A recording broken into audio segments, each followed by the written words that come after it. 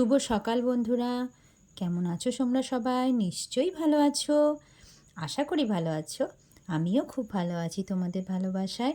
তো চলে এসেছি আরও একটা নতুন ব্লগে, হাউসওয়াইফ মিঠুয়াস ব্লগে তোমাদের সকলকে স্বাগত। তো এই দেখো, আজকে শুরু করছি সকালে আমার গাছের ফুল দিয়ে। কত সুন্দর সুন্দর ফুল হয়েছে দেখো। এই গাছটা কিন্তু আমার বেশি বড় না, এই গাছটা কিন্তু খুব ছোট্ট, কিন্তু কত ফুল ফুটেছে দেখো, খুব সুন্দর লাগে। সব সময় হয় না জানো তো, অনেক দিন আগে এনেছে, কিন্তু এখন ফুলটা ফুটছে।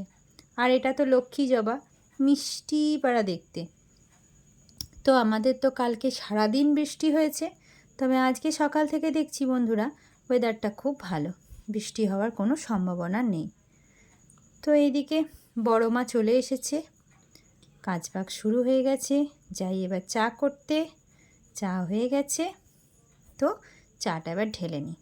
তো তোমরা সবাই সকালের সব কাজকর্ম শুরু করে দিয়েছো, আমিও সকালের সব কাজকর্ম শুরু করে দিয়েছি। আজ যাব একটা জায়গায়, সেই জন্য একটু তাড়াহুড়োও করছি। তবে তাড়াহুড়ো করলেও সকালের চাটা কিন্তু একটু ভালো করেই খেতে হয়। তো যাই এবার বিছানাটা গুছিয়ে নিই গা। ও বাবা, বিছানা গুছাতে এসে দেখি আমার বর মশাই বিছানা গুছিয়ে দিচ্ছে। ও কিন্তু আজ বলে নয়, কখনো যদি আমার একটু দেরি হয় বা আমি কোনো কাজে ব্যস্ত থাকি, ও আমার বিছানাটা খুব পরিষ্কার করে দেয়। কিন্তু জানে না আমি ক্যামেরা নিয়ে এসেছি, ওই জন্য পিছন ফিরে দেখলো। তো একদিকে খুব কেয়ারিং হাজব্যান্ড আমার, যথেষ্ট আমাকে সাহায্য করে সব দিক দিয়ে। তো আমি খুব ভাগ্যবান মনে করি নিজেকে, ভাগ্যবতী মনে করি নিজেকে, যে এমন একটা বর পেয়েছি আমি। তো এই যে আজকে তো বিছানা তুলতে আমাকে হলো না, কারণ বরমশাই আমার বিছানাটা তুলে দিল। তো আমি চাটা নিয়ে আসি বরঞ্চ। তো চা নিয়ে তিনজনা বসে গেছি চা খেতে। তো নিনি সোনা পড়তে বসেছে, ওর সামনে পরীক্ষা তোমাদের বলেছি। তো আমি ও তিনজনা মিলে এখন চা খাচ্ছি, ওদিকে মৌরাও চা খাচ্ছে। চিনি বুড়ি এখনও ওঠেনি, আর মা বাবা এখনও ওঠেনি। বাবা মা একটু দেরিতেই ওঠে, তো আমরাই বলি সকাল সকাল উঠে কী করবে। আর মা বাবা দুজনেরই না রাতে ভালো করে ঘুম হয় না। তো চাটা খাওয়া হয়ে গেল, যেহেতু এক জায়গায় বেরোবো তাই চলে গেছি রান্নাঘরে। অনেক কিছু নিয়েছি। এই যে এঁচোড়টা আমার বাবা এসেছিল, বাবা এসে এঁচোড়টা দিয়ে গেছে। মৌ ওদিকে দুধ জাল দিচ্ছে ছেলেটার মেয়েটার।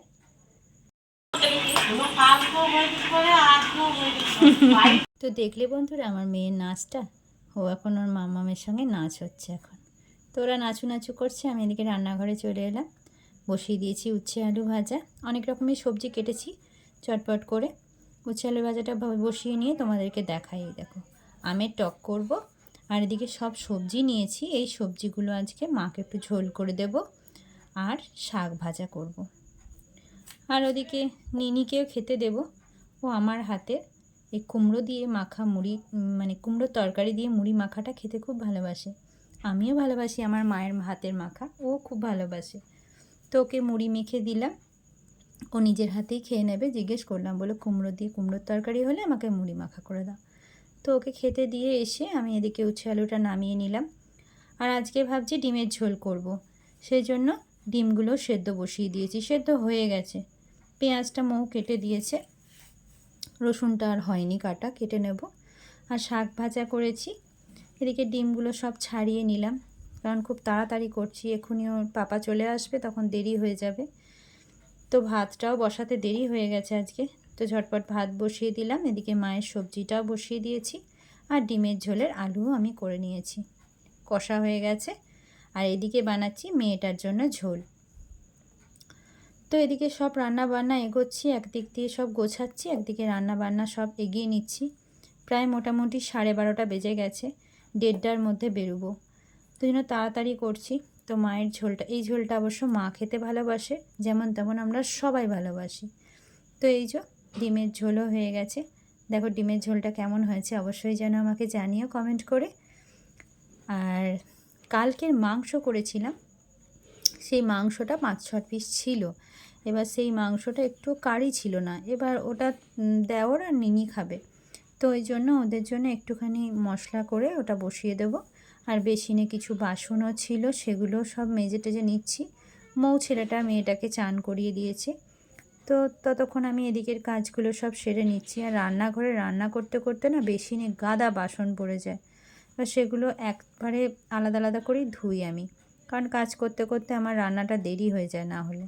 তো এদিকে আমার ঝোলটাও হয়ে গেছে, বাসনগুলোও মাজা হয়ে গেছে। আর ওই চিকেনটার জন্য একটু কারি আমি পেঁয়াজ রসুন আমি বসিয়ে দিয়ে, কারণ কালকের চিকেনটা একটু গ্রেভি ছিল না। তো এদিকে মাও চান টান করে চলে এসেছে।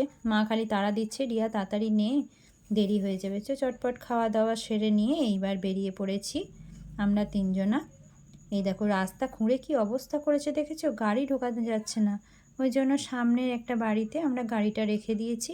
তো সেখান থেকেই আমরা গাড়িতে উঠব, কারণ রাস্তাটা একদম বিতিকিচ্ছিরি অবস্থা, গাড়ি যাচ্ছে না।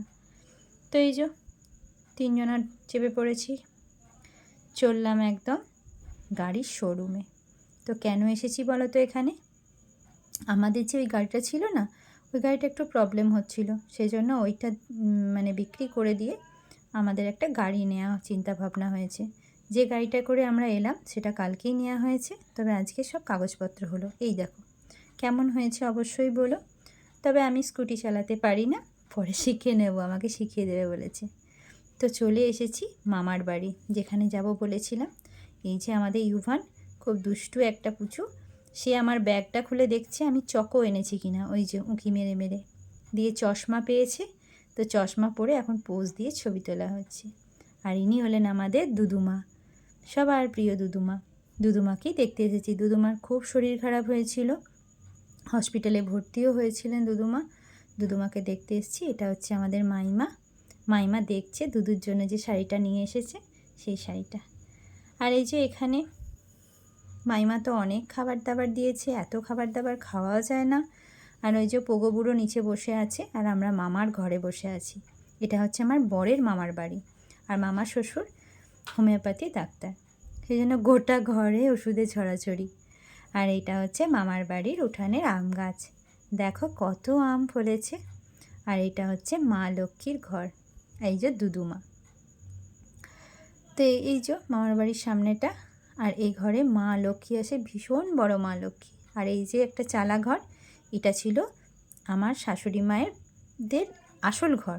এই বাড়িতে আমার মানে শাশুড়ি মায়ের বাবা এই ঘরটাতে থাকতো। পরে এদিকের ঘরগুলো মামা শ্বশুর বানিয়েছে। তো এই যে নিনি আর নিনি পুরো পুচু ভাইটার সঙ্গে খেলা করছে। তো চলো, কেমন লাগলো অবশ্যই বলবে, আর কোনো ভুল ত্রুটি হলেও আমাকে কমেন্টে জানাবে। তোমরা সবাই ভালো থেকো, সুস্থ থেকো। ভিডিওটা ভালো লেগে থাকলে সাবস্ক্রাইব করে পাশে থেকো। তো চলো, আর তো থাকা হলো না, বাড়ির পথে রওনা দিই। টাটা।